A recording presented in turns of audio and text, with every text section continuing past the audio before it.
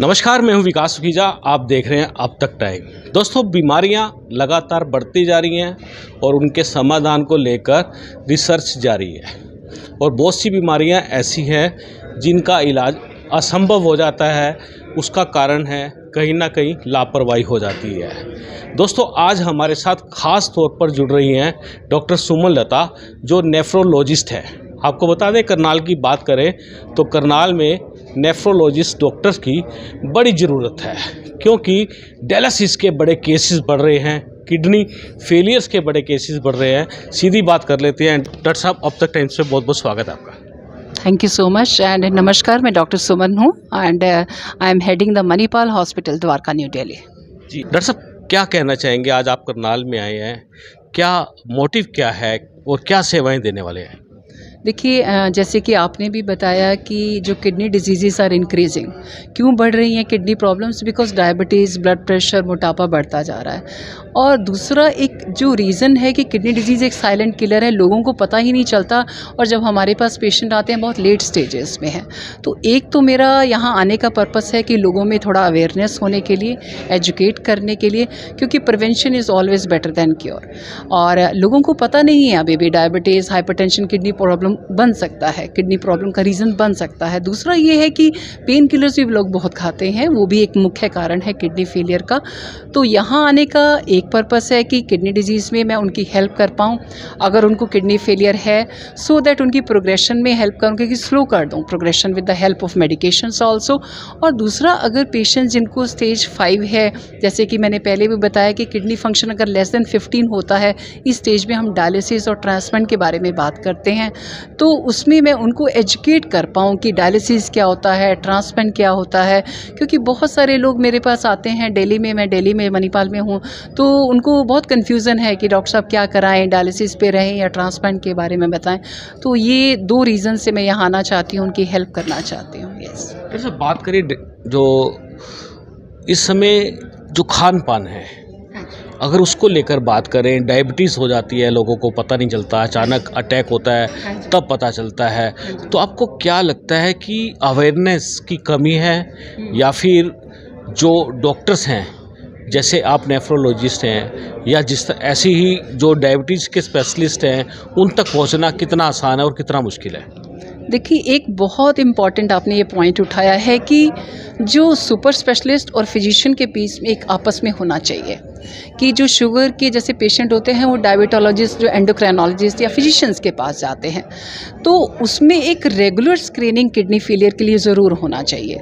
Like अगर diabetes या blood pressure है तो जैसे यूरिन का टेस्ट कराना कि प्रोटीन लीकेज हो रहा है, सो दैट हम टाइमली स्टार्ट करके with the help of nephrologist हम जो किडनी डिजीज़ को प्रिवेंट कर पाएँ और या इसको आगे बढ़ने से रोक पाएँ। क्योंकि यूरिन का टेस्ट एक बहुत सिंपल है, लेकिन डायबिटीज़ में अगर आप शुरू में यूरिन का टेस्ट करा लें, अगर आपको पता चल जाए कि प्रोटीन लीकेज हो रहा है, तो आप इसको वहीं स्टॉप कर सकते हैं अर्ली स्टेज में। तो ये एक अवेयरनेस होना बहुत ज़रूरी है। और आपस में जो किडनी डिजीज़ है, मल्टी डिसिप्लिनरी ट्रीटमेंट होना चाहिए। लाइक फिजिशियन भी इन्वॉल्व होने चाहिए, बिकॉज अर्ली स्टेज में पेशेंट उन्हीं के पास जाता है, उन्हीं को ही देखना है। लेकिन अगर फिजिशियन को ये लगता है कि किडनी प्रॉब्लम हो रहा है या प्रोटीन लीकेज बढ़ रही है, तो at that point they can refer to the nephrologist, so that जो किडनी रिलेटेड जो है ट्रीटमेंट स्टार्ट कर दी जाए उनके। डॉक्टर साहब, आपको लगता है जो किडनी फेलियर्स है वो कौन सी एज से स्टार्ट होता है और कब होता है? देखिए, किडनी फेलियर हर एज में होता है। जो चाइल्ड में कुछ बीमारी होती हैं वो जो चाइल्डहुड में होती हैं, ये भी देखा गया है कि जैसे फिल्टर रिलेटेड प्रॉब्लम हो जाती है, कुछ जेनेटिक डिजीज़ेस हो जाती हैं जो परिवार में चलती हैं, बच्चों को भी हो जाती हैं। अगर हम एल्डरली की बताएं, ओल्ड एज की वजह, जैसे diabetes, blood pressure related renal failure हो जाता है। ओल्ड एज में जैसे आपने देखा होगा कि डिहाइड्रेशन बहुत हो जाती है, उसकी वजह से भी किडनी शॉक में चली जाती है। तो किडनी जो बीमारी है वो हर एज की है, बट कारण अलग अलग हो सकते हैं। ऐसा कोई भी एज ग्रुप नहीं है जो किडनी फेलियर से बचा हुआ है। और अवेयरनेस इज़ द की। लोगों को अवेयरनेस होना चाहिए कि हम इस एज ग्रुप में हैं या हमारी फैमिली में रिस्क फैक्टर है या हमारे पेरेंट्स को डायबिटीज़ या ब्लड प्रेशर है, तो हमें रेगुलरली स्क्रीन करना है। शुगर है तो शुगर कंट्रोल करना है, ब्लड प्रेशर है तो बीपी कंट्रोल करना है। अगर मोटापा जो कि एक मेन कारण है आजकल किडनी डिजीज़ का, तो मोटापे को कंट्रोल करके रखना है। स्मोकिंग भी जो देखा गया है कि किडनी फेलियर को बढ़ाता है तेज़ी से, तो आपको स्मोकिंग बंद करनी है। तो अवेयरनेस बहुत ज़रूरी है कि किडनी डिजीज़ जो है, क्योंकि इज़ ए साइलेंट किलर, नहीं तो आपको पता ही नहीं चलेगा। अगर आप टेस्ट नहीं कराएंगे, डॉक्टर्स के पास नहीं जाएंगे, तो बहुत प्रोग्रेस हो जाएगी। और जिस स्टेज में जब पता चलती है तो फिर ऑप्शन यही हो जाता है, जब किडनी फंक्शन आपका बहुत कम हो जाता है, डायलिसिस या ट्रांसप्लांट। तो अगर आपको ये सारी स्टेजेस पे, इस स्टेज पे आने से बचना है, तो आई थिंक पहले से ही आपको थोड़ा ध्यान रखना है, अपनी सेहत का लाइफस्टाइल मॉडिफाई करके रखना है। और जो जो रिस्क फैक्टर हैं किडनी फेलियर के, उनसे बच के रहना है। जैसे इन्फेक्शंस हो गया, अगर आपको स्टोन है, इन्फेक्शन हो रहे हैं, तो आप डॉक्टर से मिलिए और उसका टाइमली ट्रीटमेंट करें। जैसे किडनी की बात कर रहे हैं हम लोग, किडनी हमें किन कारणों से हो सकती है? सबसे बड़ी बात तो ये है कि किडनी किन कारणों से हो सकती है? ऐसा जो हम फूड खा रहे हैं, क्या उसकी क्या भूमिका रहने वाली है? वो हमारी बॉडी पे कितना इफ़ेक्ट कर रहा है? क्योंकि ज़्यादातर जितना भी फूड आ रहा है सब सल्फास में आ रहा है, जहरीला आ रहा है, लेकिन लोग खा रहे हैं और एकदम से अचानक से अटैक होते हैं इस तरह के। आपको क्या लगता है? देखिए, अब सारे फूड को तो हम अवॉइड नहीं कर सकते, लेकिन थोड़ा ध्यान ज़रूर रख सकते हैं। देखिए, अब हमारी जो जनरेशन है, पहले क्या होता था, लोग घर में खाना बनाते थे, अपने सामने करते थे, बहुत स्वच्छ होता था। लेकिन आजकल आप देखिए जो आगे हैं, मैं कोई स्विगी और जोमेटो के अगेंस्ट नहीं हूँ, लेकिन बहुत आसानी से खाना मिल और जाता है। जोमेटो तो एक सर्विस है, लेकिन है, खाना तो किसी होटल से होटल से आता है, तो वो तो एक सर्विस है। देखिए, तो ये है कि अवेलेबिलिटी बहुत इजी हो गई है कि अगर आपको रात का 12 बजे खाने का मन करता है तो आपको मिल जाएगा। जैसे पहले तो आपको उनको बनाना है, वो एक चीज़ है। तो एक बाहर से जो खाने का जो ट्रेंड शुरू हुआ है, और जो ये जो डाइट खाते हैं, जैसे बर्गर हो गया, पिज़्ज़ा हो गया, रिफाइंड फूड हो गया, these food are very rich in salt, ये आपकी बॉडी के लिए हार्मफुल है, क्योंकि ये सारा मोटापा बढ़ाता है। लेकिन अल्टीमेटली अगर आप देखा जाए कि मोटापा इज़ द सेंट्रल, आपकी जो सेंट्रल है, ये जो आपकी व्हील का जो है सेंटर ये है, क्योंकि इसी अगर ये ज़्यादा है तो डायबिटीज़ भी बढ़ेगा, ब्लड प्रेशर बढ़ेगा, किडनी डिजीज़ बढ़ेगी। Even not only kidney disease, even liver disease का भी रिस्क फैक्टर बहुत बढ़ जाता है इसमें। तो एक तो मेरा मैसेज ये भी रहेगा सबके लिए कि बाहर का खाना तो अवॉइड करिए, क्योंकि it contain lot of rich, काफ़ी रिच होते हैं, सॉल्ट में हो गया, मैदा काफ़ी होता है, तो ये सारा आप अवॉइड करें। जहाँ आप बच सकते हैं बचिए, और जो सब्जियों का घर के जो है उसको प्रॉपर क्लीन करके आप घर में जो हरी सब्जियों का इस्तेमाल करिए, फ्रूट्स वेजिटेबल्स खाइए, क्योंकि ये देखा गया है कि अगर आप फ्रूट्स एंड वेजिटेबल्स डाइट लेते हैं तो आपका ब्लड प्रेशर का रिस्क कम हो जाता है। तो ये प्रूवन है, मतलब ये चीज़ें। तो अगर आप, जैसे आपने बताया कि सब चीज़ में कुछ ना कुछ मिलावट है, अगर आप फ्रूट्स एंड वेजिटेबल अच्छे से वॉश करके प्रॉपर वो लें तो ध्यान रखना बहुत ज़रूरी है। देखिए, ठीक है, जो अभी जो चल रहा है।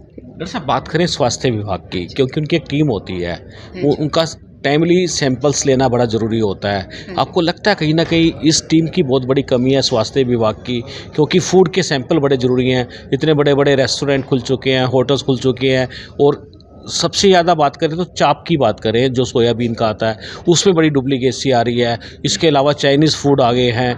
तो आपको लगता नहीं है कि इनके अगर टाइमली सैंपल होते रहें, सही फूड लोगों तक पहुँचे, तो कहीं ना कहीं इनकी जिम्मेदारी जो है वो कितनी तय होनी चाहिए? देखिए, हर जगह ऑडिट की ज़रूरी है, हर सिस्टम में, नॉट ओनली कि यहाँ फूड वर्क की हम बात कर रहे हैं, हर जगह होना चाहिए। अगर देखा जाए तो प्रॉपर जो भी हम लेबल लगाते हैं खाने का, जो भी दे रहे हैं, तो लेबल जो लिखा है वही है या नहीं, उसमें कंटेंट ये पूरा होना चाहिए। बिकॉज जिस हिसाब से आजकल किडनी का रिस्क बढ़ता जा रहा है, कैंसर का रिस्क बढ़ जाता है, लीवर बीमारियाँ बढ़ती जा रही हैं, तो ये प्रिवेंशन बहुत ज़रूरी है।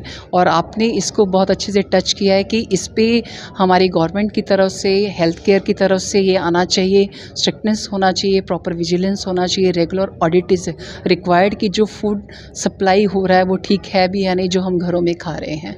और दूसरा, मैं एक मैसेज ये भी देना चाहूँगी कि जो किडनी डिजीज़ का जो है उस पर कहीं ना कहीं नेग्लिजेंस हो रहा है, लोगों को अवेयरनेस नहीं है, तो उसके बारे में भी गवर्नमेंट की तरफ से इनिशिएटिव्स होने चाहिए, so that timely screening of the kidney disease भी एक होना चाहिए रेगुलर, जैसे मैंने कि बताया कि डायबिटीज़ है, ब्लड प्रेशर है, तो सबसे पहले टेस्ट जो है यूरिन में प्रोटीन लीकेज होता है। तो बहुत सिंपल टेस्ट है कि यूरिन टेस्ट किया जाए, ब्लड प्रेशर रेगुलरली चेक किया जाए, शुगर चेक किया, एक regular interval of time, so that हम टाइमली हम बीमारी को पकड़ पाएँ। दरअसल आखिर में बात करें मेडिसिन की, आपने बात की है पेन किलर्स की, तो कौन से पेन किलर्स हैं? तकरीबन सारे के सारे जितने भी पेन किलर्स हैं वो कहीं ना कहीं शरीर को बैड इफेक्ट्स तो करते ही हैं, तो इमीडिएटली इफेक्ट भी करते हैं, बीमारी को, दर्द को भी ठीक करते हैं, लेकिन उसका नुकसान ज़्यादा होता है। देखिए, पेन किलर्स एक तो आप तभी लीजिए जब आपको ज़रूरत है, और अगर आप ले रहे हैं तो आपको पता होना चाहिए उसके साइड इफ़ेक्ट्स।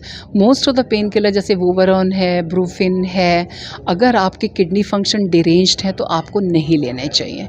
और अगर आपको ज़रूरत है तो आप एक सिंपल सा किडनी का टेस्ट करा सकते हैं अगर आपको लगता है कि आपको रिस्क फैक्टर है किडनी प्रॉब्लम के। सपोज़ अगर आपको diabetes and blood pressure 2 risk factor हैं ऑलरेडी, तो अगर आपने पहले कभी टेस्ट नहीं कराए तो आप एक वैसे भी एक रूटीन टेस्ट करा के देख सकते हैं। और अगर आपको ज़रूरत है, नॉर्मल अगर क्रिएटिन है या आपका यूरिन में कोई प्रोटीन लीकेज नहीं है, तो आप with asking with the physician और नेफ्रोलॉजिस्ट आप पेन किलर ले सकते हैं। और अगर आपको ज़रूरत है, बिकॉज हम ये भी नहीं चाहेंगे कि अगर आप दर्द से सफ़र कर रहे हैं और आपकी क्वालिटी ऑफ लाइफ ख़राब हो रही है तो हम कहेंगे नहीं, डॉक्टर साहब ने बोला कि पेन किलर बिल्कुल नहीं खाना, किडनी को ख़राब करता है। बट येस, ध्यान रखना बहुत ज़रूरी है, अननेसेसरली इर्रेशनल यूज़ नहीं करना है, क्योंकि हर पेन का इलाज पेन किलर्स नहीं होता। अगर सपोज़ आपके पेट में दर्द हो रहा है और आपने पेन किलर खा लिया तो वो आपका अल्सर का रीज़न बन सकता है, नॉट ओनली किडनी फेलियर का, क्योंकि उसके लिए ट्रीटमेंट अलग है। वो इससे आपका रिस्पॉन्ड नहीं करेगा, आपका पेन वो इससे वर्स होगा। तो ये ध्यान बहुत रखना है कि आपका पेन है क्यों, आपको पेन किलर की ज़रूरत है भी या नहीं, और अगर है तो आपको प्रिकॉशन लेना है कि किडनी प्रॉब्लम तो नहीं है।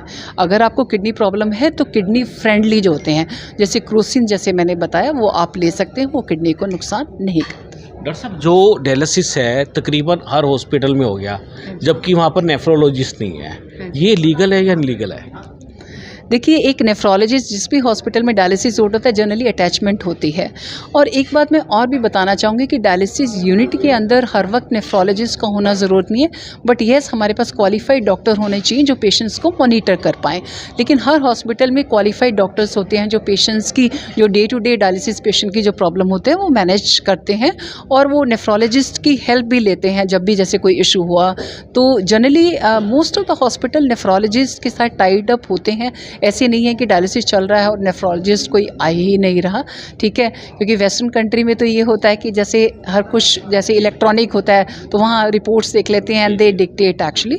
बट येस, डॉक्टर्स जो होते हैं वहाँ पर फिजिशियंस होने चाहिए, रेजिडेंट मेडिकल ऑफिसर होने चाहिए जो डे टू डे पेशेंट को मॉनिटर कर पाएँ। डॉक्टर साहब, आखिर में बात करें, लोगों से क्या अपील करेंगे, लोग कैसे स्वस्थ रहें और इन बीमारियों से बचें? तो अगर मैं बात करूं, मेरा मैसेज जो लोगों के लिए रहेगा कि कुछ गोल्डन रूल्स होते हैं अपनी किडनी को बचाने के लिए। एक तो कि अपना शुगर कंट्रोल करके रखें, अगर आपको डायबिटिक है, ब्लड प्रेशर कंट्रोल करके रखें, रेगुलर अपना शुगर बीपी चेक कराएं अगर आपको डायबिटीज़ या ब्लड प्रेशर नहीं है। पेन किलर का इस्तेमाल नहीं करना है।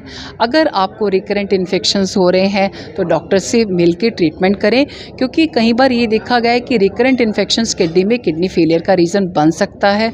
और अगर आपके परिवार में किसी को भी जेनेटिक रीज़न है किडनी फेलियर का तो रेगुलर किडनी के टेस्ट कराएं और ब्लड प्रेशर चेक कराएं, सो दैट आप टाइमली, अगर आपको पता चल जाता है कि ब्लड प्रेशर बढ़ गया तो आप स्लो डाउन कर सकते हैं किडनी डिजीज़ प्रोग्रेशन का। स्मोकिंग का इस्तेमाल नहीं करें, बिकॉज स्मोकिंग का भी देखा गया है कि किडनी प्रॉब्लम हो सकता है। ड्रिंक का भी है, उसी पर ही आ रही थी कि अल्कोहल भी जो अधिक मात्रा में ना लें, बिकॉज उसमें क्या होता है कि कईयों को स्टोन फॉर्मेशन ज़्यादा होता है तो इससे स्टोन फॉर्मेशन भी ज़्यादा हो जाती है और डिहाइड्रेशन होने के भी चांसेस होते हैं। तो ये सारे रिस्क फैक्टर होते हैं और अपना ध्यान रखिए। Last but not the list, keep your self fit. अगर आप फिट होंगे तो आपकी किडनी भी फिट रहेगी। सेवाएं कहाँ मिलने वाली हैं आपकी करवाने?